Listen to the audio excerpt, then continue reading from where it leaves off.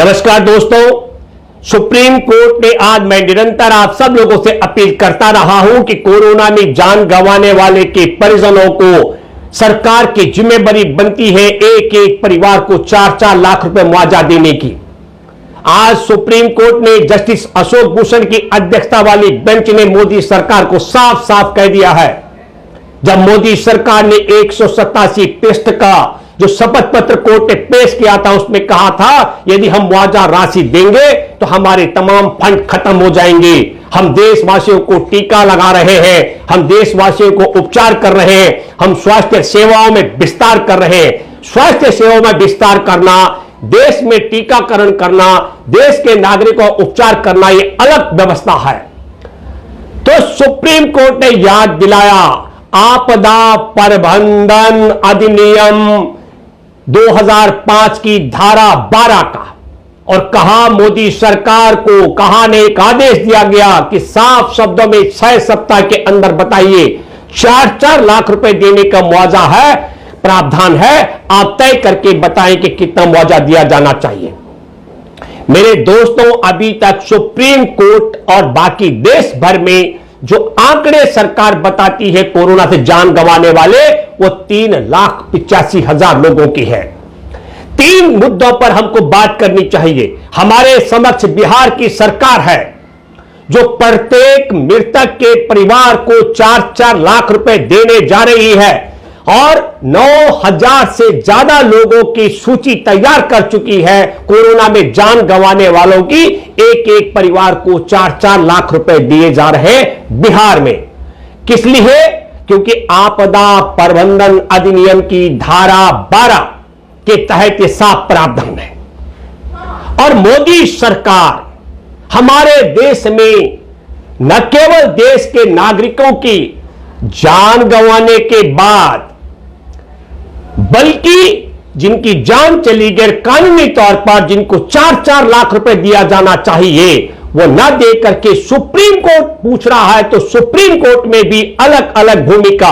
12 जून को मोदी सरकार कहती है कि हां, केंद्र सरकार मुआवजा देने के लिए तय कर रही है, और 20 जून को फिर एक एफिडेविट दिया जाता है, उसमें कहा जाता है सरकार के पास फंड नहीं है। और आज की बहस में जस्टिस अशोक भूषण की अध्यक्षता वाली बेंच ने कहा कि आपदा प्रबंधन अधिनियम 2005 की धारा 12 का उल्लेख करते हुए कहा कि सरकार की जिम्मेदारी है मुआवजा देने की। मैं, मेरे दोस्तों, आप सब लोगों से बार बार कहता रहा हूं, और मैं सुप्रीम कोर्ट में बैठे जस्टिस अशोक भूषण की अध्यक्षता वाली बेंच से भी अपील करना चाहता हूं। हमारे देश में 3,85,000 वो लोग हैं जो हॉस्पिटलों तक पहुंच पाए, जिन्होंने जांच करवाई अपनी।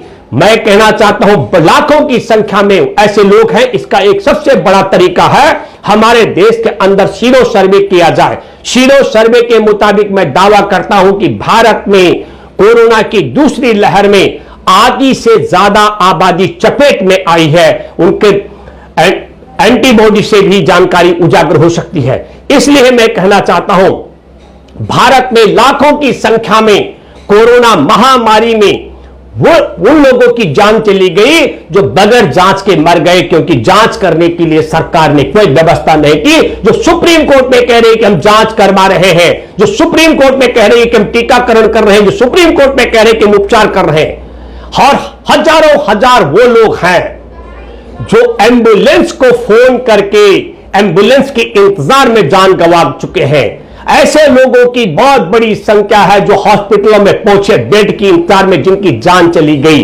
और सबसे बड़ी आबादी घर से लेकर सड़क तक और सड़क से लेकर हॉस्पिटलों में वह है जो ऑक्सीजन की कमी से जान जिसकी चली गई है। इसलिए मैं आप सब लोगों से कहना चाहता हूं कि सरकार की नीयत क्या है हमारे देश के अंदर। मैं फिर एक बात दावे के साथ में कहना चाहता हूं, और सुप्रीम कोर्ट में बैठे जस्टिस अशोक भूषण की अध्यक्षता वाली बेंच को पूछना चाहिए, देश में अंदर जब सिर्फ मात्र 500 मामले थे, तब नरेंद्र मोदी की सरकार देश की अदालत से लेकर के देश के उद्योग, व्यापार, रेल, जहाज और तमाम पर ताले लगा देती है।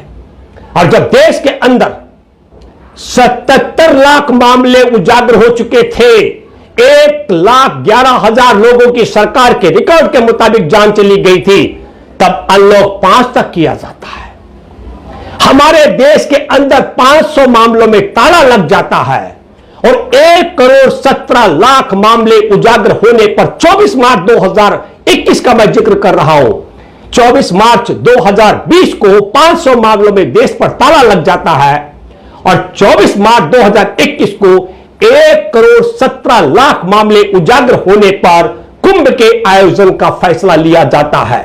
तो क्या हम सब लोग ये सोचें और मनन करें कि क्या हमारे देश में सच में वैज्ञानिक इतने मूर्ख हो सकते हैं जो मोदी सरकार को 500 मामलों में तालाबंदी का आदेश दें और 1,17,00,000 मामले उजागर होने पर कुंभ के आयोजन का फैसला करने की बात करें? या नरेंद्र मोदी अपने अहंकार के कारण 500 मामलों में देश पर ताला लगवा देता है और 1,17,00,000 मामले उजागर होने पर कुंभ के आयोजन का फैसला करा देता है? यह देश हित में है या आपको देखना पड़ेगा देश के हित के लिए है कि किसके लिए? दूसरा सवाल, नैनीताल हाईकोर्ट के आदेश के बाद कहा गया कि कम से कम रोजाना 50,000 लोगों की जांच होनी चाहिए। फर्जी जांच का मामला देश और दुनिया के सामने है।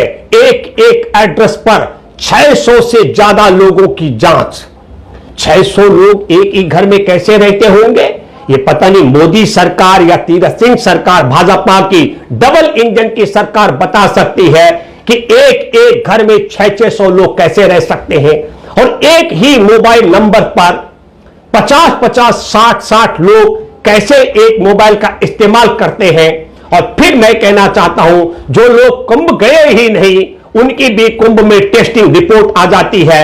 ये तो बिपिन बंसल हैं, पंजाब में जो LIC के एजेंट हैं, उनके पास 22 जून को एक SMS गया था, जिस SMS से सारी पोल पट्टी खुलनी शुरू हुई और तब यह पकड़ा गया कि हमारे देश के अंदर तालाबंदी के नाम पर भी धोखा। 500 मामलों में तालाबंदी और 1,17,00,000 होने पर कुंभ का लाखों लाख लोगों को एकजुट करने का, जबकि हमारे देश में कोरोना महामारी के लिए बने टास्क फोर्स के चेयरमैन डॉक्टर पाल ने बहुत बड़ी चिंता व्यक्त की थी, क्योंकि हमारे देश में कोरोना का वायरस खतरनाक रूप, जिसको अब डेल्टा कहा जा रहा, वो ग्रहण अपना चुका था और लाखों लाख लोगों की जान जा रही थी। दूसरा घोटाला वैक्सीन के मामले में, अब आप समझ लीजिएगा, जो कुंभ नहीं गया उस पर इंजेक्शन लगा, उसको भी जांच बता दी गई और एक एक मोबाइल पर 50-50, 60-60 लोगों का और एक ही घर में 600 लोगों के एड्रेस बताए। अब तो और एक घोटाला आ रहा है, वैक्सीन घोटाला। मध्य प्रदेश में जो मध्य प्रदेश का नागरिक नहीं है, वो झारखंड का हो, वो तमिलनाडु का हो, वो असम का हो, उन पर भी टीके शिवराज सरकार लगा रही है। तो टीकों के नाम पर घोटाला, जांच के नाम पर घोटाला, आपदा प्रबंधन अधिनियम 2005 की धारा 12 का उल्लंघन कर 4-4 लाख रुपए न देने का घोटाला, हमारे देश में प्रधानमंत्री राहत कोष की बजाय PM केयर में अरबों खरबों रुपए इकट्ठा करके ठिकाने लगाने का घोटाला, वेंटिलेटर का घोटाला। और सबसे बड़ी बात फिर मैं कहना चाहता हूं, 30 जनवरी को विश्व स्वास्थ्य संगठन ने कोरोना को वैश्विक महामारी घोषित कर दिया था, वैश्विक आपातकाल घोषित कर दिया था और भारत में एक मामला उजागर हो गया था, वहां भी घोटाला, क्योंकि मोदी सरकार की नीयत देश को कोरोना से बचाने के कम और कमलनाथ की सरकार को गिराने पर अधिक थी। मैं अपील करता हूं आप सब लोगों से कि मैं फिर यह बात इसलिए याद दिला रहा हूं कि बिहार सरकार 4-4 लाख रुपए मुआवजा दे रही है। राजधानी दिल्ली की केजरीवाल सरकार भी वो कह रही है हम कुछ देंगे। कुछ का क्या मतलब होता है? ये जो राहत का पैसा है, आपदा प्रबंधन अधिनियम की धारा 12 में 4 लाख का जिक्र है। तब नरेंद्र मोदी गुजरात के मुख्यमंत्री होते थे। हमारे देश के अंदर अच्छे कानून हैं, उनका तुम पालन नहीं करोगे, विश्व स्वास्थ्य संगठन अगर तुम्हें कह दे कि कोरोना को वैश्विक आपातकाल घोषित कर दे, पर तुमको तो नमस्ते ट्रंप कराना था, तुमको तो मध्य प्रदेश की सरकार गिरा करके शिवराज की सरकार बनाना था, इसलिए तुमने देश को बर्बाद करा दिया और तुमको फिर कुंभ का आयोजन कराना था। मैं फिर एक बात कहना चाहता हूं, रमेश चंद्र दुबे है वैज्ञानिक, सूक्ष्म जीव वैज्ञानिक, गुरुकुल कांगड़ी के विश्वविद्यालय के प्रोफेसर। उन्होंने एक बड़ा शोध किया कोरोना काल में कुंभ के स्नान को लेकर के।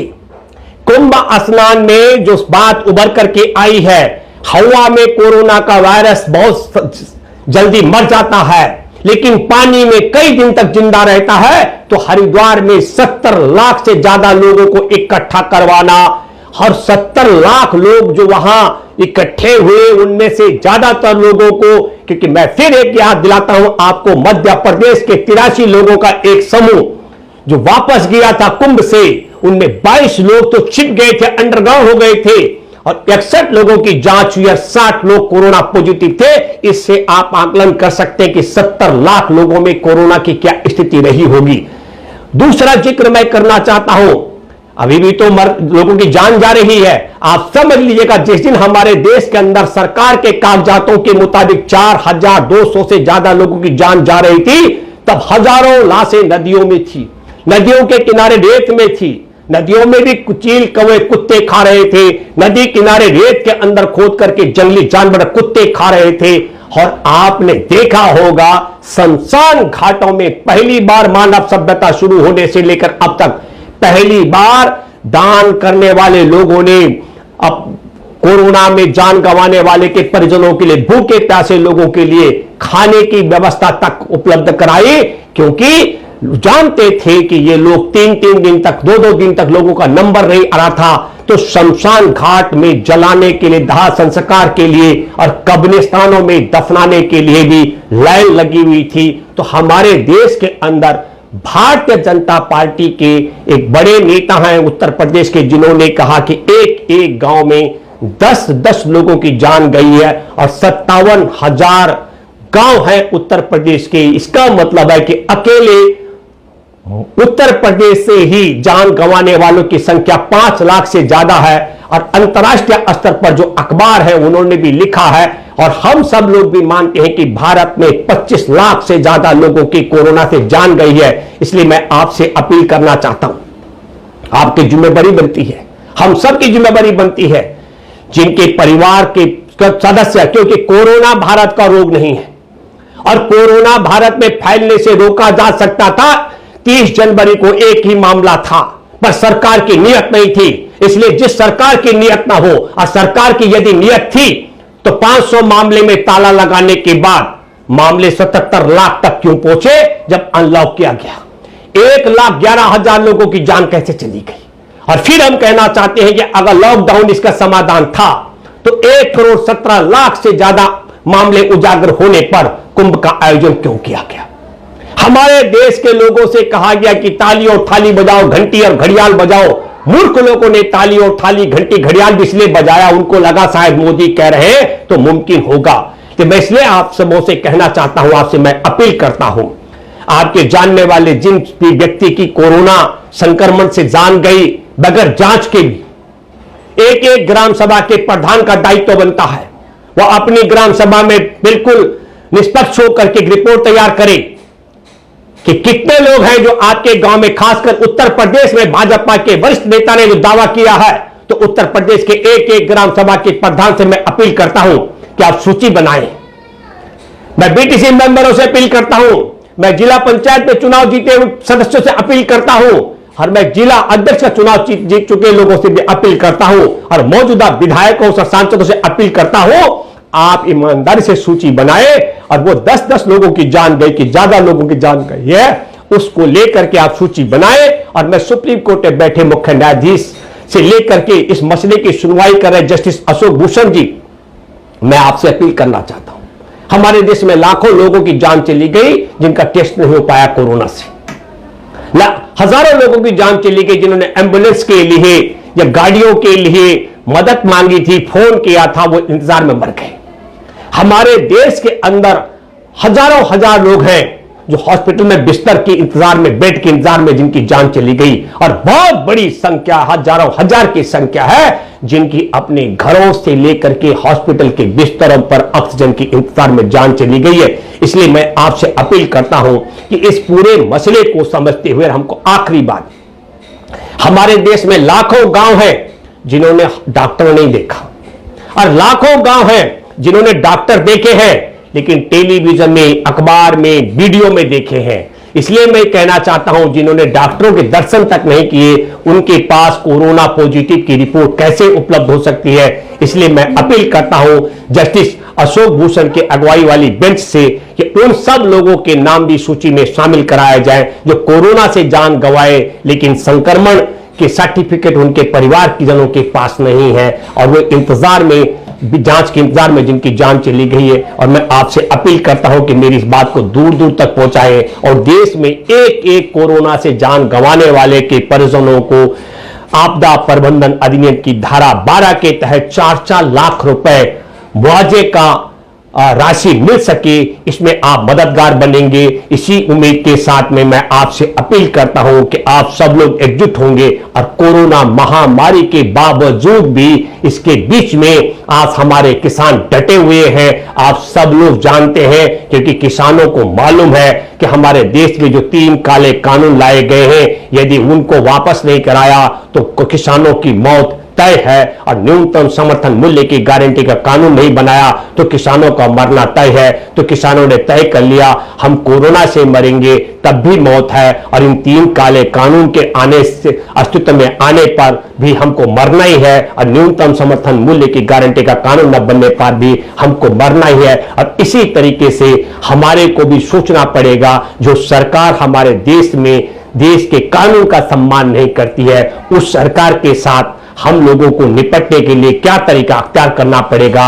मैं बधाई देना चाहता हूं जस्टिस अशोक भूषण की बेंच को कि उन्होंने सरकार की दलीलों को खारिज करते हुए आपदा प्रबंधन की धारा 12 के तहत एक एक परिजन को मुआवजा देने के आदेश के लिए गाइडलाइन बनाने के आदेश दिए।